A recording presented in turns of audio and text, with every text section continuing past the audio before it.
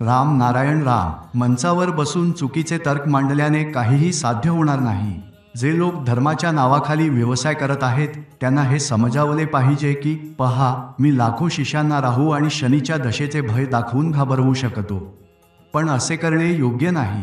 प्रत्येकाला समजावले पाहिजे की काही लोक शिष्यांची फसवणूक कशी करतात, त्यांना गोंधळात टाकतात। म्हणूनच मला परिश्रम करून उपजीविका करावी लागेल। असे केल्याने संघर्ष आणि विरोध होऊ शकतो।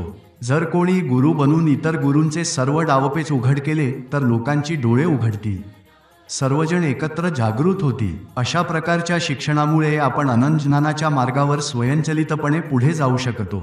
शास्त्र, ग्रंथ, उपनिषद ही यासाठी आहेत की सिद्धी आणि मुक्ती कशी मिळवायची हे समजावे। जर आपण स्वतःला खऱ्या स्वराशी जोडले तर सर्व काही शक्य आहे। प्रथम या जगाला बांधून ठेवा, या समाजाला एकत्र करा। आपल्या वैयक्तिक बुद्धीने सर्वांना समान रीतीने जोडल्यास तुम्हाला जाणवेल की सातही तारा एकाच वेळी वाजू लागले आहेत।